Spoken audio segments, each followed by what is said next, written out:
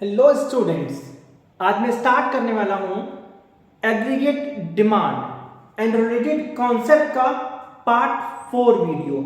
इससे पहले मैं आपको बताना चाहता हूं, मैं इसकी 3 वीडियोस और ला चुका हूं। सबसे पहली वीडियो में मैंने सिखाया था meaning and components of aggregate demand. दूसरी वीडियो में मैंने दिखाया था कि एग्रीगेट डिमांड शेड्यूल कैसे बनाते हैं, एग्रीगेट सप्लाई शेड्यूल कैसे बनाते हैं। ठीक है, तीसरी वीडियो में मैंने सिखाया था consumption function and saving function.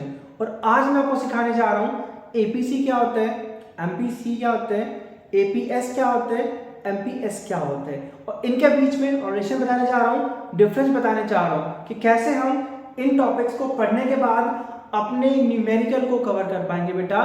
तो न्यूमेरिकल के लिए आज की वीडियो सबसे ज्यादा इंपॉर्टेंट है, तो वीडियो में बने रहिएगा और ध्यान से पढ़ते रहिएगा। और जिसने भी मेरी तीनों वीडियोस ना देखी हो तो उनका मैं लिंक जो है अपने डिस्क्रिप्शन में शेयर करूंगा, तो आप उन वीडियोस को भी जरूर देखिए ताकि आप अपने बोर्ड एग्जाम में पूरे 12 मार्क्स ला सकें। बेटा कितने मार्क्स लाने हैं आपको? 12 में से 12 मार्क्स लाने हैं। और मैं पूरी कोशिश करूंगा कि 8 वीडियोस के अंदर इस पूरे चैप्टर को आपको कवर करके दे दूं, है ना। और दूसरी सबसे बड़ी बात, एक तो मैंने आपको बता दी कि हम 8 क्लासेस में इस चैप्टर को खत्म करने की कोशिश करेंगे। और दूसरी सबसे बड़ी बात मैं आपको बताना चाहता हूं कि मैं जो बोर्ड पे ये नोट्स प्रेजेंट कर रहा हूं, ये हमारी प्रेजेंटेशन होगी। अगर आप बोर्ड में इस तरीके से अपने आंसर्स को प्रेजेंट करोगे तो आपको गारंटीड, अगर 3 नंबर का क्वेश्चन आएगा तो 3 में से 3 मिलेंगे, 4 का आएगा तो 4 से 4 मिलेंगे, और 6 का आएगा तो 6 में से 6 मिलेंगे। और एक नंबर के क्वेश्चन तो मैं बीच में आपको समझा रहा हूं कि किस टॉपिक से क्या क्वेश्चन बन के आ जाएगा। ठीक है बेटा, तो वीडियो में बने रहना। तो आइए आज की क्लास हम स्टार्ट करते हैं। पहला टॉपिक होगा आज हमारा एवरेज प्रोपेंसिटी टू कंज्यूम। तो जैसे मैंने आपको अपनी लास्ट वीडियो में बताया था कि इनकम को हम 2 तरीके से खर्च कर सकते हैं। कैसे कैसे? y equals to c plus i और एक y equals to c plus s। हम 2 तरीके से अपनी इनकम को खर्च कर सकते हैं। तो यहां पे हमें देखिए क्या बताना है कि एवरेज प्रोपेंसिटी टू कंज्यूम, इसमें लिखा है कि it refers to the ratio of consumption expenditure to the corresponding level of income. तो यहां हमें बताना है कि हमारा जो इनकम है ना, सपोज करो जैसे इनकम है हमारी 100, हम उसमें से खर्च कितना कर रहे हैं? 50। तो हमें बताना है कि जो हमने कंजम्पशन किया उसकी प्रोपेंसिटी क्या है इनकम के साथ। तो बताना है हमें कि ये हमारा जो खर्चा है वो फॉर्मूला कैसे लिखा हमने? APC equals to consumption upon income. तो ये हमारा हो गया प्रोपेंसिटी निकालने का फॉर्मूला। तो कितना परसेंट हम निकाल पा रहे हैं बेटा? 0.5। तो अगर हम परसेंट में बात करें तो 50% इनकम को हम लोग कंजम्पशन के ऊपर खर्च कर देते हैं। तो बात समझ में आई कि एपीसी कैसे फाइंड होता है? Consumption upon income. तो ये हमारा इंपॉर्टेंट फॉर्मूला है, ध्यान दीजिएगा। इसकी हेल्प से ही हम आगे न्यूमेरिकल कर पाएंगे। और इस चैप्टर से हमारे बोर्ड में एक 3 नंबर क्वेश्चन आ सकता है और एक 6 नंबर का क्वेश्चन आ सकता है। तो ध्यान से आज जो मैं न्यूमेरिकल आपको करवा रहा हूं ना, इनको ध्यान से करना बेटा। दूसरा है मार्जिनल प्रोपेंसिटी टू कंज्यूम। इसमें लिखा है it refers to the change in consumption. ध्यान दीजिएगा, यहां पर चेंज इन कंजम्पशन हो रहा है, expenditure to change in income. यहां देखिए सिंपल है, corresponding to level of income and consumption. यहां पर मैं बता रहा कि इनकम में कितना चेंज होगा उससे हमारा कंजम्पशन में कितना चेंज होगा। तो मैं बताता हूं, देखो जैसे इनकम है हमारी 0, 100, 200, कंजम्पशन है हमारा 50, 80 और 150। तो देखिए बेटा फॉर्मूला है हमारा एमपीसी का, चेंज इन कंजम्पशन मतलब delta C upon delta Y. Change in consumption upon change in income, ये हमारा फॉर्मूला होता है। तो देखिए भाई पहले को डैश छोड़ देते हैं हम, अगर एमपीसी फाइंड करें पहला डैश। अब देखिए चेंज इन कंजम्पशन और चेंज इन इनकम दोनों देखने हैं। कंजम्पशन में कितना चेंज होएगा और इनकम में कितना चेंज होगा। तो पहले देखिए आप चेंज इन कंजम्पशन, तो हमारा आ रहा है 80 माइनस 50, तो चेंज इन कंजम्पशन हो गया 30 और चेंज इन इनकम हो गया 100। तो 0.30 हमारा आंसर आता है एमपीसी का। तो यहां हमने बताया कि इनकम में चेंज होने की वजह से हमारा कंजम्पशन में जो चेंज हुआ उसकी प्रोपेंसिटी क्या होगी। तो बात समझ में आती है कैसे हमने फॉर्मूले को यूज किया बेटा। तो आइए हम आगे बढ़ते हैं। देखिए अब हमने लिखा है रिलेशनशिप बिटवीन या डिफरेंस बिटवीन, जैसे भी क्वेश्चन आप बता सकते हैं। क्या लिखा है? APC and MPC. तो पहले लाइन में हमने लिखा है दोनों का मीनिंग, फिर वैल्यूज लिखी है और फिर इफेक्ट ऑफ चेंजेस हमने लिखा, फिर दोनों का फॉर्मूला। तो ये एग्जाम में हमारा मार्क्स 3 में भी आ सकता है और 4 में भी आ सकता है बेटा। तो आइए पढ़ते हैं एबीसी की मीनिंग। और याद रखना कि ये जो मैंने बोर्ड पे लिखा है ना, यही आपकी प्रेजेंटेशन होनी चाहिए बेटा, ठीक है।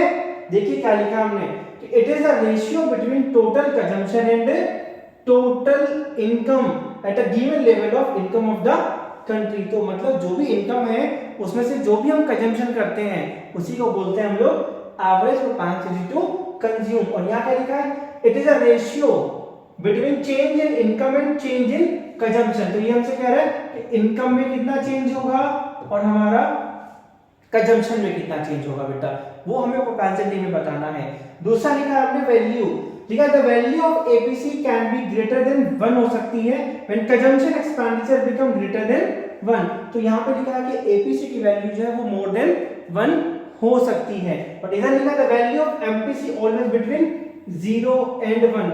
याद रखना कि क्वेश्चन पूछेगा आपसे क्या एपीसी की वैल्यू 1 से ज्यादा हो सकती है, तो आपका आंसर होना चाहिए यस, एपीसी की वैल्यू 1 से ज्यादा हो सकती है। रीजन क्या दोगे? तो याद करिए मैंने आपको बताया था कि जब इनकम 0 होती है हम कंजम्पशन करते हैं, इनकम बढ़ती है 20 हो जाती है, फिर भी कंजम्पशन 30 हो जाता है। मैं याद दिला रहा हूँ, लास्ट वीडियो में टेबल बनाई है मैंने।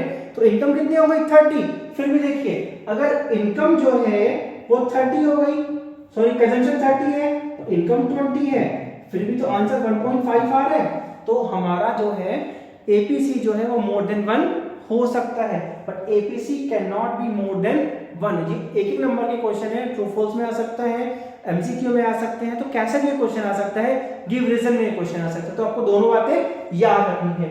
तीसरा इफेक्ट ऑफ चेंज, ठीक है। When income increases APC falls but less rate. मैंने आपको याद दिला देना एक बात कि जब हमारी इनकम बढ़ती है तो कंजम्पशन उस लेवल से इंक्रीज नहीं होता है। एक समय ऐसा आ जाता है बेटा कि जब हमारी कंजम्पशन बढ़ने कम हो जाते हैं और इनकम तेजी से बढ़ रही होती है, तो वही टाइम होता है और उसको बोलते हैं हम लोग कि इनकम जो है जब बढ़ेगी तो एपीसी हमारा फॉल हो जाएगा।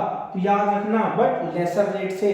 क्वेश्चन आता है कि जब हमारी इनकम बढ़ेगी तो क्या एपीसी भी बढ़ेगा, तो आपको भाई आंसर लिखना है नहीं, नो। आपको नो करके आंसर बताना है कि वो घटेगा। और कैसे? लेस रेट से घटेगा, लेस रेट से। तो ये आंसर आपको याद रखने हैं बेटा, 1 मार्क्स के लिए बहुत ज्यादा इंपॉर्टेंट है, इसीलिए मैं आपको ये रिलेशन और डिफरेंस दोनों के बीच में बता रहा हूं, ठीक है। आगे देखिए लिखा है कि when income increases MPC falls but more rapidly than APC. तो ये भी हमारा घटेगा। याद रखना, ना हमारा एपीसी बढ़ेगा और ना ही हमारा एमपीसी बढ़ेगा, क्योंकि दोनों ही हमारा रिलेट करते हैं इनकम को, है ना, दोनों ही डिपेंड है हमारे इनकम के ऊपर। तो दोनों का फॉर्मूला लिखा, एपीसी का फॉर्मूला लिखा हमने कंजम्पशन अपॉन इनकम, और एमपीसी का फॉर्मूला लिखा change in consumption upon change in income. तो दोनों फॉर्मूले याद रखिएगा। और एक बात तो बता देता हूं बेटा, चलो आगे बताऊंगा, न्यूमेरिकल के लिए सबसे ज्यादा इंपॉर्टेंट है ये दोनों फॉर्मूले, ठीक है। आगे बढ़ते हैं। देखिए यहां पे हमने क्या लिखा, देख लीजिए एक बार ताकि आपको अच्छे समझ में आए। फिर मैं शुरू करूंगा, आप पहले देख लीजिए, ठीक है। स्टार्ट करता हूं।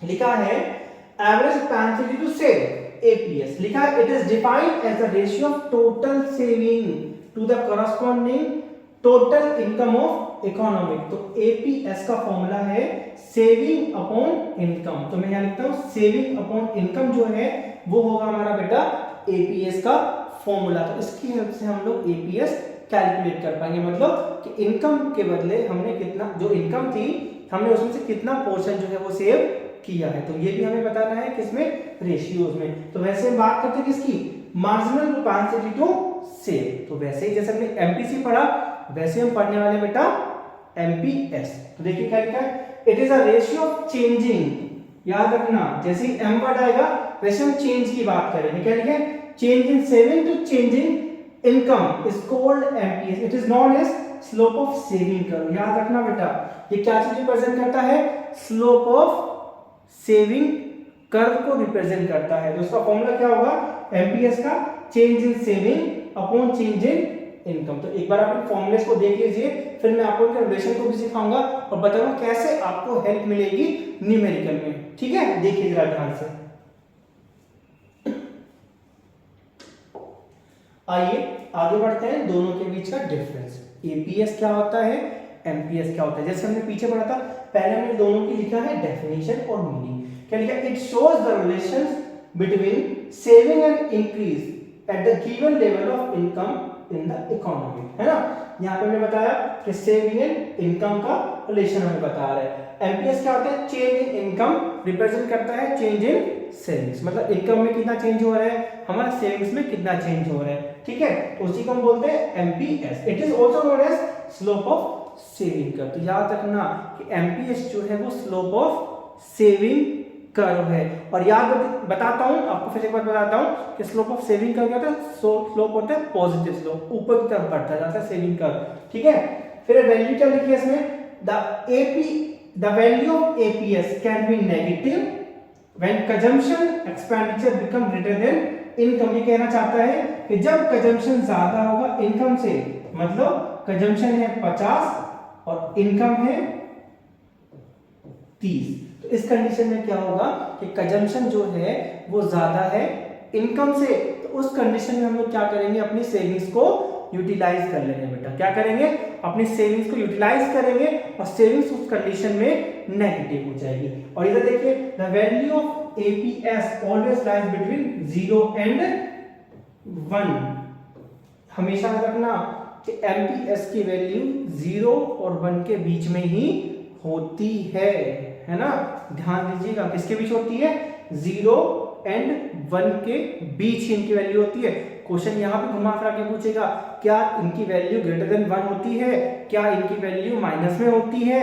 तो आपको इन बातों का बहुत ध्यान रखना है और ध्यान से अपने आंसर को लिखना है। सबसे ज्यादा क्वेश्चन इसी चैप्टर से बनेंगे बेटा, है ना। हर एक लाइन पे एक क्वेश्चन बन जाता है, ठीक। इसीलिए आप ध्यान दीजिएगा और ध्यान से इन टॉपिक को पढ़िएगा बेटा। आगे बढ़ते हैं, effect of change in income लिखा है, when income increases EPS rises but less rate than MPS. तो याद रखना कि एपीसी तो घटेगा और एपीएस बढ़ेगा जब इनकम बढ़ेगी। तो याद रखना क्या बोल रहा हूं मैं, एपीएस जो है वो बढ़ेगा और एपीसी जो है वो घटेगा जब हमारी इनकम बढ़ेगी बेटा। तो यहां क्या लिखा है कि when income increases MPS rises but more than rapidly than APS. तो यहां पे हमारा एपीएस से ज्यादा चेंज आ रहा है। तो याद रखना हमने एपीसी बताया था, एपीसी भी घट रहा था, बट यहां पर एमपीसी जो है, एमपीएस जो है वो इंक्रीज हो रहा है बेटा। तो दोनों बातें याद रखना,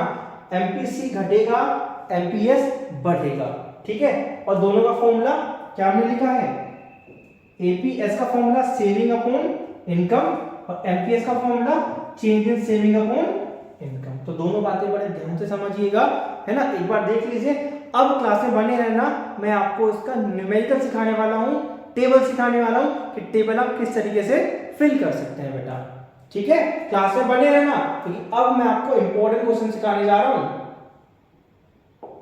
देखिए आपको टेबल दी गई है, यहां इनकम गिवन है, यहां कंजम्पशन गिवन है। इनकम को हम मानते हैं y, क्या मानते हैं बेटा, इनकम को मानते हैं y, कंजम्पशन को c, सेविंग को s। एपीसी का फॉर्मूला होता है कंजम्पशन अपॉन y, एपीएस का फॉर्मूला होता है सेविंग अपॉन y, एपीसी का एमपीसी का formula change in consumption upon change in income और एमपीएस का फॉर्मूला होता है change in saving upon change in income. तो ये हमने फॉर्मूलेज यहां लिख दिए हैं। तो बात समझ में आती है। एक और बात मैं आपको यहां लिख देता हूं, नोट डाउन कर लीजिएगा ध्यान से। क्या लिखा है कि A P C plus APS is equal to 1 होता है। क्या लिखा मैंने कि एपीसी प्लस एपीएस किसके इक्वल होता है 1 के। अगर आपने एपीसी फाइंड कर लिया तो 1 से माइनस करेंगे तो एपीएस आ जाएगा। ऐसे ही MPC plus MPS is equal to 1 होता है। अगर आपने एमपीसी फाइंड कर लिया तो 1 से माइनस कर दीजिएगा एमपीएस आ जाएगा। तो बात समझ में आ गई। तो देखिए हमें क्या करना है, सबसे पहले कंजम्पशन और इनकम इन दोनों को ध्यान में रखते हुए हमें बनाना है कि formula consumption upon income 30 divided by 20। ये डिवाइड आप खुद करेंगे, फिर आया हमारा 40 डिवाइडेड बाई 40, उसके बाद 50 डिवाइडेड बाई 60, यहां पर 70 डिवाइडेड बाई 80, फिर देन 80 डिवाइडेड बाई 100 और देन 110 डिवाइडेड बाई 120। ठीक है, तो यहां पे आप कैलकुलेशन खुद से करेंगे बेटा, है ना। और अगली क्लास में मैं आपको इससे ज्यादा न्यूमेरिकल सिखाऊंगा। तो जो अगली क्लास हमारी होगी, अगली वीडियो जो होगी वो सिर्फ न्यूमेरिकल वाली वीडियो होगी। तो ये भी देखनी है और वो भी जरूरी देखनी है। तो देखिए सेविंग कैसे होती है। सेविंग पहले -20 डिवाइडेड बाई इनकम है हमारी 20, आप निकाल लेंगे। सेविंग 0 है, इनकम है 40। ठीक है बेटा, फिर हमारी सेविंग है 10 और इनकम कितनी है 60। फिर वैसे सेम सेविंग है 10, इनकम है हमारी 80। ठीक है, जरा देख लीजिए, हम इसकी बात कर रहे हैं। फिर से वापस देखिए 20 अपॉन 100 और फिर 10 अपॉन 120।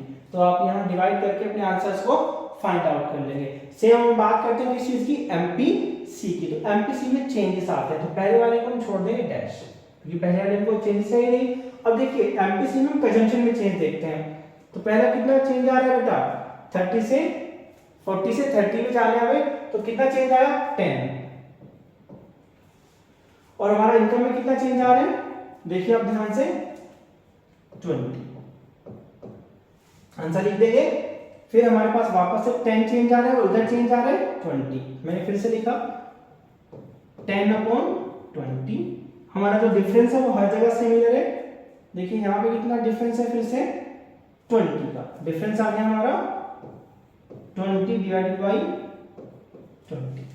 आगे फिर से सेम डिफरेंस 10 अपॉन 20 और यहां पे डिफरेंस आ गया हमारा 30 अपॉन 20। इनकम में जो है हमारा वो हमारा सिमिलर चेंजेस आ रहे हैं। ठीक है बेटा, तो ये हमने लिख दिया। यहाँ पे आप कैलकुलेट कर लेंगे पूरा तरीके से अपना आंसर। किसी को डाउट हो तो मुझे कॉल कर सकते हैं, मैं अपना नंबर भी शेयर करूंगा। ठीक है, मुझसे इसके आंसर भी पूछ सकते हैं कैसे हम इसको फाइंड करेंगे। ठीक है बेटा, एमपीएस, फिर वही हम करने वाले हैं चेंजेस।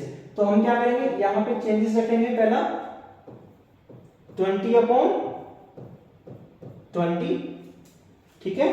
फिर यहाँ पे 10 अपॉन 20, फिर कोई चेंजेस नहीं आ रहे।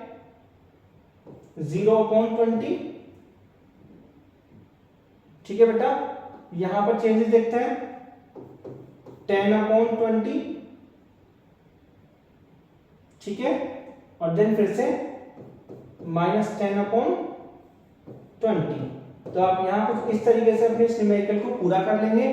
किसी को भी डाउट होगा वो मुझसे डिस्कस कर लेगा, कॉल कर सकता है, व्हाट्सएप पे मैसेज कर सकता है। बेटा आप इनके आंसर्स मुझे दिखा दीजिएगा कि आपने इसके कैसे सॉल्यूशन किया है बेटा। ठीक है।